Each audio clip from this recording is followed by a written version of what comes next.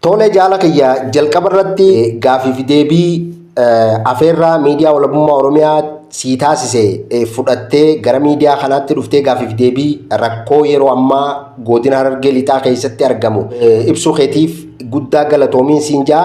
Tole mee jaalakiyya gaafiin kiyya inni jalqaba mootummaan filannoo geggeessinee filannoo kanarratti immoo injifannee jirraa jechuudhaan akka filannoon dimokiraataan geggeeffamee tokkotti lallabamaa jira. Mee isa kanarratti haalli guyyaan filannoodhaa itti geggeeffame maal ture? Maal quba qabda?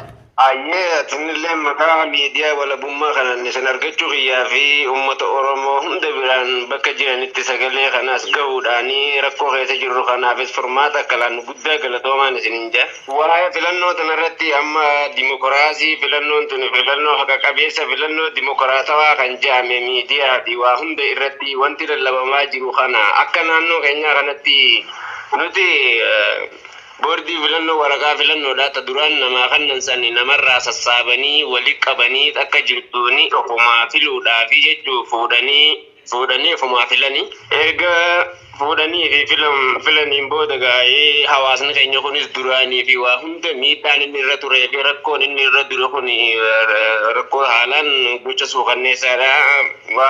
Waan hundi isaanii wal qixxaattee erga filannoonis adeemsifamtee amma nuti filannaan tun mirgi dimokiraatawaa kan jedhamu sun hin jiru akka waan hin jirree tokkotti ilaala akka yaada kiyyaatti. Godinaalee Oromiyaa iddoo garaagaraatti filannoon kun yeroo geggeeffamutti kaardii filannoo hawaasichi fudhatee filachuudhaaf itti qophaa'ee ture san mana manatti irra deemanii guuranii ifuma isaaniiti qaamni mootummaadhaa korojotti darbee filuutu mul'achaa ture. Naannoo keessan keessatti hoo kanumaatu jira?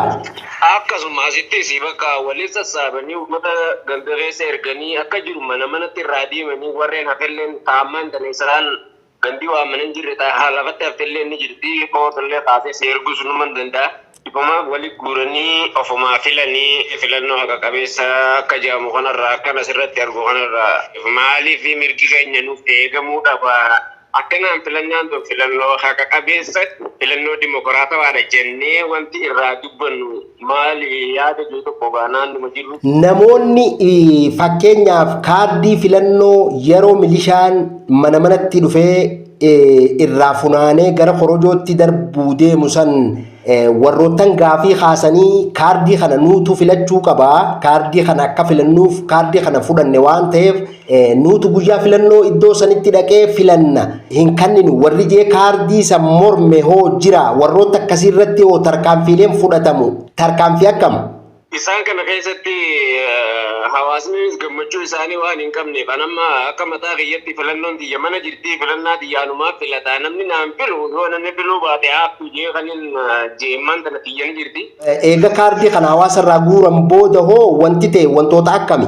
Amma wanti jiru bakka hawaasa kana doorsituu fi waa hunda bakka akka isaan waa hundatti akka isaan waliifis hin galleef kana keessatti eegumsi isaan godhu jiranii gubbaarraa gadoo dhufanii abbootii garee maal jedhanii ganda keessa jiru kana walitti qabanii re'ee takka uummata waraanaatii fi jaanii hawaasa kana baay'ee federaa jiranii. Re'een tokko hawaasa irraa guuran kun maaliifi maal ittiin godhuufi?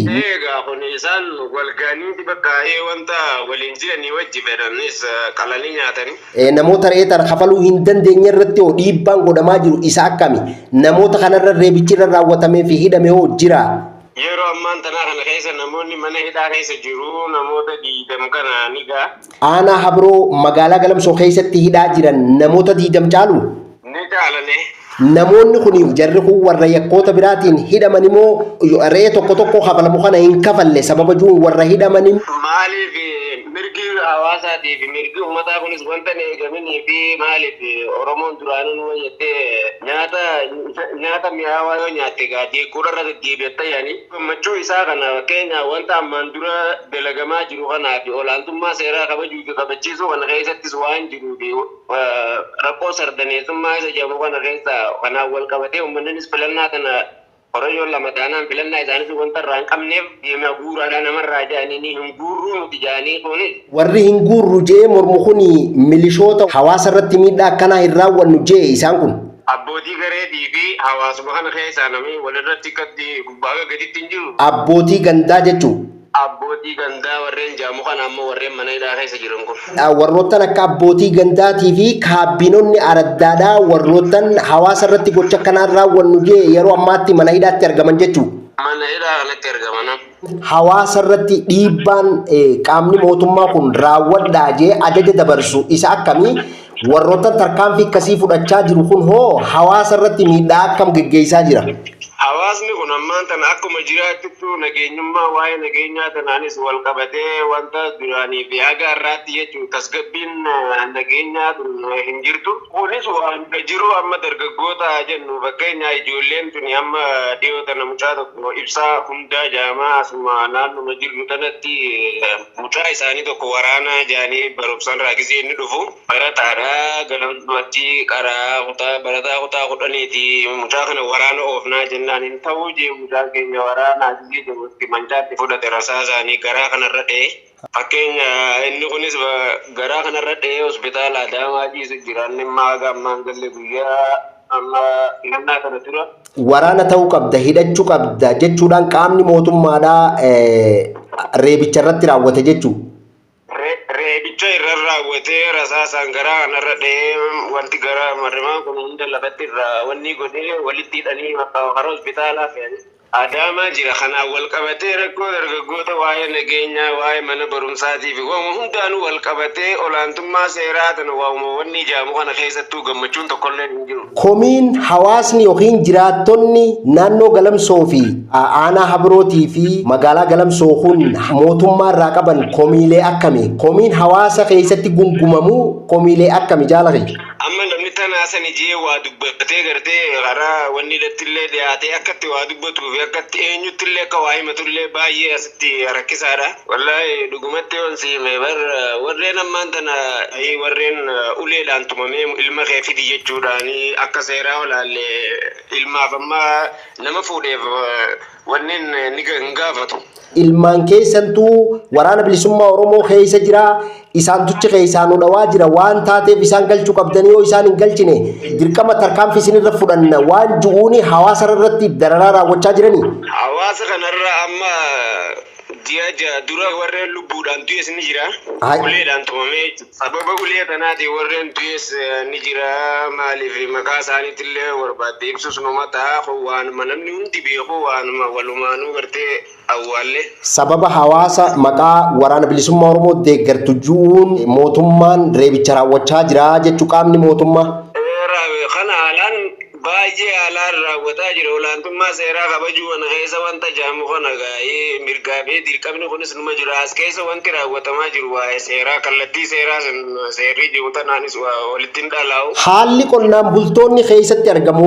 Namoonni isaan akkana jaanii bakka gubbarraa waraanatti ajajanii baay'ee rakkisanii wanta filannoo jaamu wanni jaamu kana keessatti gammachuu hawaasnis wanta hin qabnee fi fakkeenya haala nageenya fuula duraa kanatti dargaggoota irraanis yoo ta'e yoo mirgisaa hin eegamne yoo filannaa tana mirga walqixxummaa dimokiraatawaa taneen illee hin filanne rakkoon keessa jirtu kun fuuldura keenyaaf maal akka taatuuf beetee wanti amma wanni jaamuufis haalaan maalii akkas teessi namuutu nagaanii jireenya fi kana keessa jiraatee nagaan akka dalagatus namuutu numa fadha. Kun warreen Adaamaa hospitaala ciisus ni jira. Kunis amma namni kun waa'ee qonnaatii fi waa'ee daldalaa minaamin kanas bar wanti bira jirtu hin jirtu namummaa akka uuma keessa jira malee. Haalli namni bobba'ee galuu fi hojii idilee isaatti geggeessu rakkisaa keessa jira jechuu hawaasni. Waa'ee daldalaatiin amma warreen suuqiidhaa kun amma suuqiis ta'ee namnummaa waa dalagu hunda yoo ni fakkaan ture majjiya takka keessaa birrii 10,000 bakka wanta yoomuu waraanni as dhufeesi suuqii kana hundirra deemanii birrii 15,000 fa'aadha gaa'ee akka magaalaanis ni jirti magaalaa akka xixiqqoon maal ganda keessaa kanas hundasii walumaan gaafa irraa sassaabanii birriin tuwwaasan hagatii fi hojjetanii olillee ta'uu danda'a. Maallaqni isaan ji'aan sassaaban kun ji'oota hundarraa sassaabama. Waraqaa ittiin waan kafalee kana qaba namni sun nagahee qaba. Sababa maal jechuun guuran maallaqa guuran kana. Amma waanuma fedhees haa ta'u numa jaanii kannaa jennaa yoo ati kannaa san didde ati bakka dhaaba maalii jala jirtaadha ganaa wantis gartee achitti illee achis wafee gartee ulee fi wamu hundaanuu si rakkoo sirra fidu. Namni maallaqa jaame hin kafalle yookiin gaafii maallaqni kun maallaqa maaliiti jedhee kadhiyeessu yoo ta'e hawaasni ni tumama yookaan hidhama jechuudha. Amma naannoo asii kanatti gibira jaamee wanti guurame jechuun birrii 20,000, 15,000, 10,000 gaxaanaa lamma 8,000 fi kanaa gadi hin jiru. Namoonni kana hin qabne hoo namoonni waan kana kafaluu hin dandeenye harka qalleeyyiin akkamitti ilaalamu? Kuni amma addunyaa qabaatus addunyaa qabaatus hiikee geessaa oonis orumarraa faa gaamuree takka namarraa illee fuudhee kan namallee kana hin kannu jennaan ati dhaaba maalii jala jirtaa dhaganaa bar wanta dhiifamtu qabu. Yookaan hidhaa yookaan reebicha hamaatu nama san irratti raawwata jechuudha. Iyyan ati maal deeggaraa jirtaa waan ati ta'us hin beekne jaaniini baay'ee hawaasni keenya kun as keessatti lubbus baay'ee rakkachaa jira waan ta'eef. Tolee jaala kiyyaa baay'ee guddaa galatoomii ulfaadhu haalli yeroo ammaa godinaalee Oromiyaa iddoolee garaagaraatti raawwatamaa jiru rakkoo hamaa fi walxaxaa keessa jira hawaasni Oromooti isa kanarratti immoo Harargee lixaa aanaa Habroo kanaa fi naannoo tokkotti wantoota hamaatu gaggeeffamaa jira gochoonni raawwatamaa jiran yeroo ammaatti eega filannoon gaggeeffamee raawwatamee booda qaamni mootummaa maal akka raawwachaa jiru haalli dargaggoonni yeroo ammaa hojii dhabdummaadhaan gara dirree waraanaatti deebuu dhabuudhaan miidhaan isaanirra gahaa jiru maal akka fakkaatu xiqqishoo irraa nuti tuquu dandeessa? Miidhaan isaanirra jiru baay'ee wanta mana jaamuu miti amma bakka magaalaa dhaqachuu minaamin kanaaf wamu hundaafuu ati karaarra zaamalee deddeemuu fi kun hin jiru. Kanaafuu gaafa wanni ta'e karaa biraatillee nama ofti waan ta'eef waraanallee ilaalee fedhiidhaa fi kanaanis uumaa miti dirqamaan bakka warreen amma kun hospitaala ciisu jiru kan hin jiru kunis amma warreen akkanaa kana gaanus obboleeyyan qabna waan ta'eef haadha qabna waan ta'eef abba qabna waan ta'eef kana faadha qalma mudura bakka waraana jedhanis birriirraa kafalanii baasitti warreen gadhiisanis numa jira. Baay'ee rakkoon jirtu tanaa wal qabattee dhimme waa'ee seeraa kun lafa qabatee akkuma keewwata seeraa sanitti namni adeemu hin jiru abbaan fedhe sasiisi jala bakka ejjetanii bakka ati jirtutti barbaadaa fi achittis akkati qabee waan qabdu kana agartee wanni taatu barbaadeeti. Akkuma saamamtuu amma barra daldalus takka bakka wanti daldalaatii fi wanti waa hundaa dhaabbattee bakka namummaan tana filannaa tana waan jennaan. Daldalli gabaa jimaadhaa keessattuu magaalaa Galamsoo karaa Deefoo jedhamu kanarraa jimaan wantoonni kana gara Finfinnee irratti gabaan karaa magaalaa Finfinneetiif kanarratti achirraa ol dhiyaatu maalirra jira akkami? Kun ammaan tana baay'ee yaaddii isaadhaa qabeenya ofii kanas magaalarra oolfachuu fi kunis hin jiru. Asumattuu asiin achi deemtu gaa warreen dhiiroo uumaa miti qabeenyi uummata kiyyaa qabeenyi saba keenyaa kun hayyee jeegaa deemu numa deema malee warreen amma lubbuu ofii jaallatu waa'ee daldalaatii fi waa'ee qonnaan bulaas ta'e uumama hundarrattuu gammadee wanti namni hojjetu hin jirtu.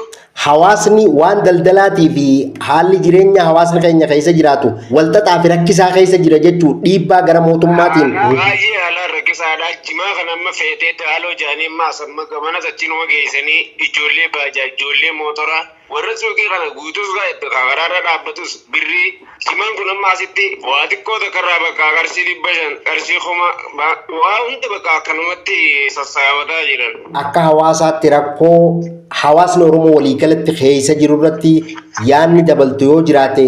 Ayyee anilleen yaa Oromooti yaa bakka jirtanitti daawwattoonni isinilleen baay'ee galatoomaa warreen ammoo wanni tana dhaga'ulleen dhageessanii yookaan bira ga'elleen fuulduraa fi nageenya waa'ee nageenyaa tana irra dhaabbatee hawaasaa fi waa'ee mootummaatillee olaantummaa seeraa kanallee kabachiisuu keessatti sardaneessummaa isa jedhamu kana keessaa bahuu wabaa uummanni kiyyasii teknoolojii ammayyaa tanaanis dammaqee karaa waa hundattillee rakkoo qabaate ibsitee gargaarsaan akka wal bira dhaabbannuun jaalalli guddaan isin galateeffadhaa galatooma. Galatoomii ulfaadhu guyyaa irraa gaafii fi deebii nu wajji taasifteef guddaa si galateeffannaa maqaa miidiyaa walabummaa Oromiyaatiin horii bulii ulfaadhu umrii dheeran.